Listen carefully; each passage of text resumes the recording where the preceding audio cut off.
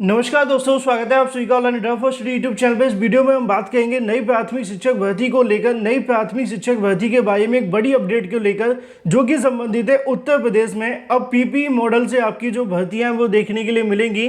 प्राथमिक स्कूलों के अंदर पीपीई मॉडल लागू किया जाएगा। ये पीपीई मॉडल होता क्या है, इसके बारे में आपको जानकारी दी जाएगी। उसके बाद भर्तियां कैसे होंगी, किस प्रकार स्कूल यहाँ से संचालित होंगे, और भी ढेर सारी जानकारी आप सभी को दी जाएगी। क्योंकि नीचे जो लिखा हुआ है वो भी काफी ज्यादा महत्वपूर्ण है, क्योंकि जिसका डर था वही होता हुआ दिखाई दे रहा है। सारी जानकारी आप सभी को मिलेगी, लेकिन पॉइंट टू पॉइंट आपको समझनी पड़ेगी, जिससे कि आपको कंफ्यूजन बिल्कुल ना हो। इसके अलावा अगर बात की जाए 9 लाख बीएड छात्रों के बारे में भी हम बात करेंगे। वीडियो को लाइक कर दें, साथ ही शेयर कर दें और चैनल को सब्सक्राइब करना बिल्कुल ना भूलें। चलिए दोस्तों, वीडियो शुरू करते हैं। जैसा कि आप जानते हैं कि उत्तर प्रदेश में नई प्राथमिक शिक्षक भर्ती के विज्ञापन के लिए सरकार से लगातार मांग की जा रही थी। इतना ही नहीं, नई प्राथमिक शिक्षक भर्ती के विज्ञापन के लिए छात्रों की तरफ से लगातार धरना प्रदर्शन दिए गए। आचार संहिता से पहले 97,000 नई प्राथमिक शिक्षक भर्ती की मांग देखने के लिए मिल रही थी। चुनाव में कई अलग अलग पार्टियों के माध्यम से नई शिक्षक भर्ती को लेकर ऐलान भी किया गया, लेकिन नई प्राथमिक शिक्षक भर्ती का नामो निशान नहीं मिला। चुनाव के बाद भी चुनाव खत्म हो चुके हैं। अब सरकार से उम्मीद लगाई जा रही है कि वो नई शिक्षक भर्ती को लेकर एक बड़े पदों पर विज्ञापन जारी करेंगे। लेकिन सडनली यहाँ से जानकारी निकल कर आ रही है कि उत्तर प्रदेश के अंदर पीपीई मॉडल पर चलेंगे सरकारी स्कूल। इससे नुकसान क्या होगा, फायदा क्या होगा, ये तो मैं आप सभी को बता ही देता हूँ। लेकिन यहाँ पे दोस्तों आप सभी को देखने के लिए मिलेगा कि उत्तर प्रदेश के अंदर पीपीई मॉडल अगर लागू होता है तो सबसे बड़ा जो नुकसान होगा वो बीएड और बीटीसी करने वाले छात्रों को होगा, जो अपने कहीं ना कहीं 3 से 4 साल या फिर 5-5, 6 साल तक खराब कर देते हैं एक सरकारी शिक्षक बनने के लिए। आखिर क्या सरकार की ऐसी मंशा है ये तो नहीं पता, लेकिन जो समाचार पत्र में लिखा है वो मैं आप सभी को अवश्य बताऊंगा। उत्तर प्रदेश के सरकारी स्कूलों में अगर बात की जाए, अब पीपीई मॉडल को लागू किया जाएगा। इसकी जो फुल फॉर्म होगी पब्लिक प्राइवेट पार्टनरशिप देखने के लिए मिलेगी। मॉडल पर चलेंगे सरकारी स्कूल। इसका मतलब ये होगा कि सरकार स्कूल की बिल्डिंग को यहाँ पे कहीं ना कहीं संचालन के लिए प्राइवेट संस्थाओं, इसके अलावा निजी व्यक्तियों को दिया जाएगा। महत्वपूर्ण प्रकरणों में नीति निर्धारण एवं क्रियान्वयन की सहायता करने के लिए विभाग में एक विशेष कार्य अधिकारी सलाहकार का पद भी सृजित किया जा सकता है। माध्यमिक शिक्षा निदेशक विनय कुमार पांडे ने पिछले दिनों अपर शिक्षा निदेशक, माध्यमिक उप शिक्षा निदेशक और इसके अलावा सहायक शिक्षा निदेशक खेल पत्र को लिखकर पीपीई मॉडल के संबंध में तत्काल कार्यवाही दिए जाने को लेकर जो निर्देश हैं वो दिए गए थे। मुख्यमंत्री योगी आदित्यनाथ ने भी नई व्यवस्था लागू करने को लेकर रुचि ली है। बड़ी अपडेट यहाँ पे ये है कि सीएम योगी भी इस बात को लेकर रुचि ले रहे हैं। ऐसा मेरा कहना नहीं है, ऐसा समाचार पत्रों का कहना है। अगर पीपीई मॉडल लागू हो जाता है तो ऊपर लिखा हुआ है कि इसके आधार पे क्या होगा कि जो भी सरकारी स्कूलों की बिल्डिंग होंगी उनको प्राइवेट संस्थाओं को या फिर निजी व्यक्ति को, जैसे कि आप अगर स्कूल खोलना चाहते हैं तो आप उसके अंदर स्कूल खोल सकते हैं। लेकिन अगर बात की जाए, नीचे जानकारी देखने के लिए मिलती है, इसको लेकर सीएम योगी के माध्यम से भी रुचि ली गई है। साथ ही अगर बात की जाए, पहले भी पीपीई मॉडल लागू करने की जो कोशिश है वो की गई थी, लेकिन ऐसे में नहीं हो पाया। नीचे आपको जानकारी देखने के लिए मिलेगी 2010 के और इसके अलावा 11 के अंदर 148, 2012 और 13 के अंदर 45 स्कूल स्वीकृत किए गए।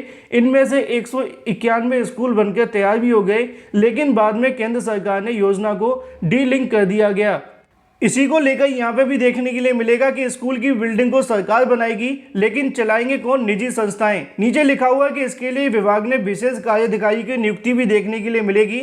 इसी को लेकर शिक्षक विधायक की अगर बात की जाए तो उनके माध्यम से भी यहाँ पे इस मुद्दे पर टिप्पणी की गई है। उनका कहना है कि सरकार शिक्षा के निजीकरण की साजिश कर रही है। आरटीई के तहत प्रत्येक बच्चे को शिक्षा देने का राज्य सरकार की जिम्मेदारी है, जिसमें सरकार अक्षम है। इसके अलावा इससे दुखद क्या हो सकता है? पीपीई मॉडल के जरिए शिक्षा व्यवस्था को निजी हाथों में देने एवं गरीब बच्चों को आगे नहीं बढ़ सकेगा, ऐसा यहाँ पे सुरेश कुमार त्रिपाठी का कहना है।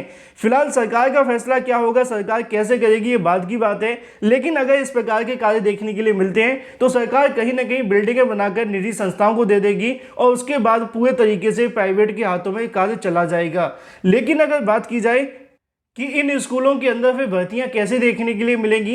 तो ये जो भर्ती होंगी अगर पीपीई मॉडल से लागू होगा तो सब कुछ आप सभी के हाथ में चला जाएगा, प्राइवेटों के हाथ में। तो प्राइवेट अपने आधार पे यहाँ से भर्तियां करेंगे, फिर यहाँ पे सीधी सरकारी नौकरी के आधार पर भर्ती देखने के लिए नहीं मिलेगी जो कि वर्तमान में होती है। लेकिन ये कब से लागू होगा, क्या होगा, इसकी कहीं ना कहीं जानकारी तो अभी तक नहीं दी गई है। लेकिन जो नीचे लिखा हुआ उसके आधार पर उनका कहना है कि पहले भी इसको अपनाया गया था, हालांकि ज़्यादा बेनिफिट पहले नहीं मिला।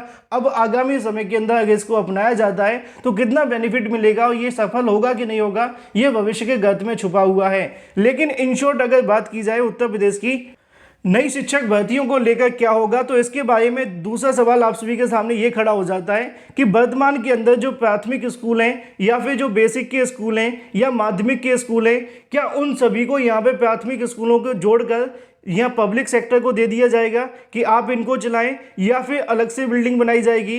और भी बहुत सारे ऐसे सवाल हैं, जब इसको लेकर पूरा आदेश जारी होगा तो सभी सवालों के जवाब मिलेंगे। लेकिन इन शॉर्ट ये होगा कि भविष्य के अंदर अगर इसको लागू किया जाता है तो ज़्यादा संभावनाएं होंगी कि प्राथमिक या फिर अन्य विद्यालयों के अंदर होने वाली शिक्षक भर्तियों के अंदर भी कमी देखी जाएगी, क्योंकि अगर प्राइवेट सेक्टर के हाथ में आएगा तो वहाँ पर जो सीधी भर्तियाँ वो नहीं करवाई जाएंगी। लेकिन अभी इसके अंदर ये बात नहीं बताई गई कि टोटल पूरे के पूरे स्कूलों को दे दिया जाएगा या फिर कुछ ही संख्या के अंदर दिया जाएगा ट्रायल के तौर पे, और अगर उसमें सफलता मिलती है तो उसकी संख्या बढ़ाई जा सकती है। क्योंकि वर्तमान के अंदर बड़ी संख्या में उत्तर प्रदेश में प्राथमिक विद्यालय हैं, माध्यमिक विद्यालय हैं, एडेड माध्यमिक विद्यालय हैं। अगर उन सभी में से कुछ संख्या को दिया जाता है या फिर सभी को दिया जाएगा, इसको लेकर फैसला करने की सरकार करेगी, कैसे करेगी ये बाद की बात है। लेकिन आज के समाचार पत्रों के अंदर थोड़ी जानकारी विचलित कर देने वाली है कि उत्तर प्रदेश के सरकारी जो स्कूल होंगे अब पीपीई मॉडल पर चलेंगे, और इसका मतलब ये होगा कि स्कूल की बिल्डिंग को कहीं ना कहीं सरकार प्राइवेट संस्थाओं इसके अलावा निजी व्यक्तियों को दिया जाएगा, जिसके माध्यम से वो यहाँ पे स्कूलों को संचालित करेंगे। हाल ही में पिछले 2 दिन पहले आप सभी ने देखा था कि 50 वर्ष के अनिवार्य रिटायरमेंट को लेकर आदेश जारी किया गया था, उसको लेकर अभी विवाद था। आज के समाचार पत्र में उसको लेकर विरोध भी किया गया। लेकिन सडनली ऐसी जानकारी कहीं ना कहीं प्राथमिक स्कूलों के अंदर होने वाली भर्तियों के लिए भी खतरनाक साबित होगी। वहीं दूसरी तरफ आज के समाचार पत्रों में एक और जानकारी देखने के लिए मिलती है कि 9 लाख बीएड डिग्री धारकों को यहाँ से झटका लगा है। रीट लेवल 1 से बाहर कर दिए गए हैं। रीट का मतलब ये है कि प्राथमिक को यहाँ पे लेवल 1 कहा जाता है और जूनियर को उच्च प्राथमिक को यहाँ पर लेवल 2 कहा जाता है। उसी को लेकर राजस्थान के अंदर 15,500 पदों पर भर्ती का विज्ञापन जारी हुआ था, जिसके अंदर बीएड अभ्यर्थियों ने आवेदन किया, परीक्षा भी दी। लेकिन जब परिणाम घोषित होना था उसी समय पर राजस्थान हाईकोर्ट की तरफ से बीएड छात्रों को बाहर कर दिया गया। इसी मामले को लेकर बीएड अभ्यर्थी सुप्रीम कोर्ट चले गए। कल की तारीख में जब सुनवाई देखने के लिए मिली तो यहाँ पे आपको देखने के लिए मिलेगा कि सुप्रीम कोर्ट ने बीएसटीसी अभ्यर्थियों को राजस्थान सरकार को कहीं ना कहीं बड़ी राहत दी है। कोर्ट ने राजस्थान हाईकोर्ट के आदेश को बरकरार रखा है। साथ ही कोर्ट ने बीएड डिग्री धारकों को कोई भी राहत देने से इनकार कर दिया है। इनकी संख्या लगभग 9 लाख के समथिंग है। ऐसे में अब ये जो भर्ती है वो आगे बढ़ाई जा सकती है, लेकिन ये जो भी अंतिम फैसला आएगा उसके अधीन रहेगी। नीचे आप सभी को देखने के लिए मिलेगा कि हाईकोर्ट की मुख्य पीठ की अगर बात की जाए, जोधपुर ने अहम फैसले को लीड लेवल बन के केवल बीएसटीसी अभ्यर्थियों को योग्य माना था। साथ ही कोर्ट ने केस में बीएड मामले को लेकर डिग्री पाने वाले अभ्यर्थियों को अयोग्य करार ठहराते हुए उनकी परीक्षा का परिणाम निरस्त करने का भी आदेश दे दिया गया था। फिलहाल राजस्थान हाईकोर्ट के इस आदेश को न केवल राजस्थान बल्कि देश भर के बीएसटीसी अभ्यर्थी को बड़ी राहत मिली है। बीएड डिग्री धारक अभ्यर्थी को झटका भी लगा है, जिसकी जानकारी मैंने कल देर शाम को आकर आप सभी को डिटेल में दी थी। जिन्होंने नहीं देखा है वो जाकर के देखें कि ये जो मामला है वो काफ़ी ज़्यादा खतरनाक साबित होगा आगामी भविष्य के अंदर। वीडियो को लाइक कर दें, साथ ही शेयर कर दें और चैनल को सब्सक्राइब करना बिल्कुल ना भूलें।